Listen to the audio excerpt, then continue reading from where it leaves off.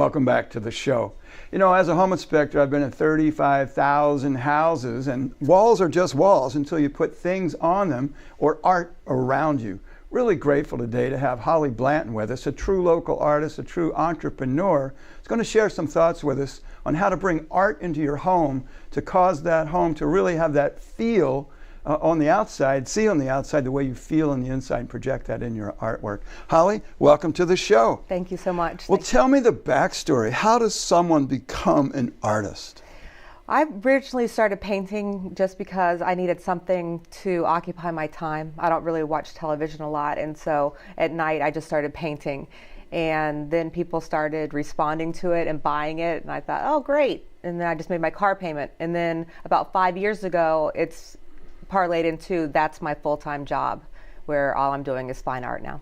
That's fantastic. You know, there's that one-liner, the life of the starving artist. Tell me about the background you had in business that allowed you to take your passion for art and turn that into a true thriving business. Well, I ran my own company for 9 years before I did art full-time, so I have a real sense of business. And in college, I took business classes. I was getting a degree in business, so it really helps to learn how to allocate your resources and you know, what to put money into and what to not, and how to save money and spread it out to where you can afford to not sell anything for a month or two until you finally do. And then once you do, putting that back into the business so that you can continue to grow and thrive.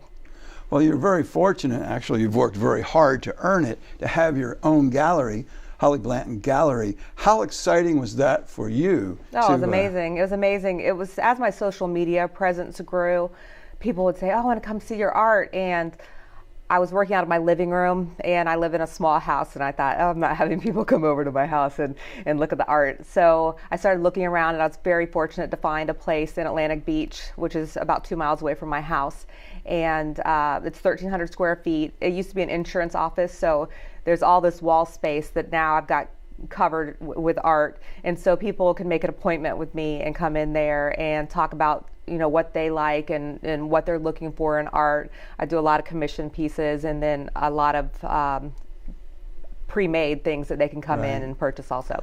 Well, you're a local person. How many generations have you been here? We're sixth generation Floridian. Sixth generation. You're a beach girl. Yeah. How does your love of the beach and having been here for 6 generations as a family, how is that reflected in the art? Oh, a lot. I'm very, very inspired by water. If you look at most of my pieces, have some kind of water or beach theme to them, because that's what makes me happy.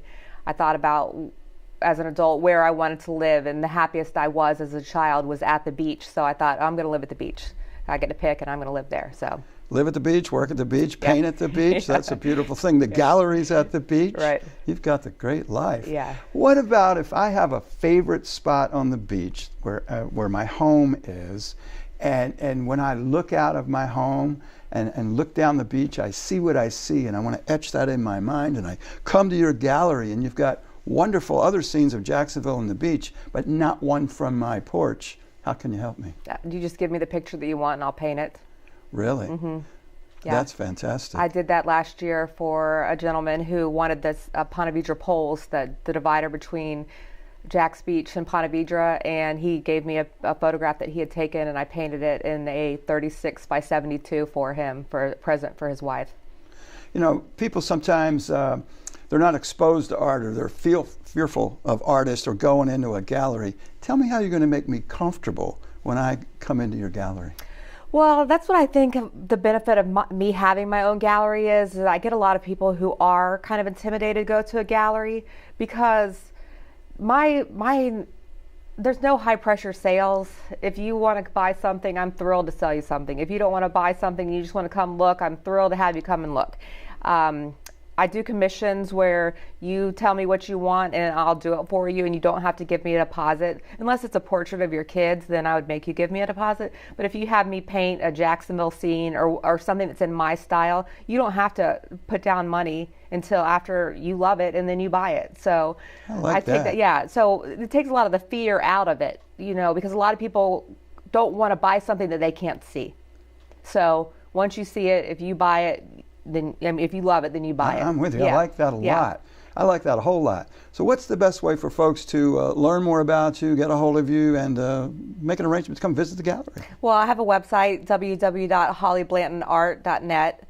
And then my phone number, you can, it's on my website also. You can call or text me to make an appointment, because I don't have anyone that sits there all day long. I run in and out. So if you make an appointment with me, then you can come on the weekend, you can come in the evenings, you can come during the day, through the week. I appreciate that. I'm really happy you spent time with us. Well, I would love it if you came by. I am going to come by. I'm absolutely going to come by and visit with Holly Blanton. I hope you'll consider doing the same thing, and we'll be right back.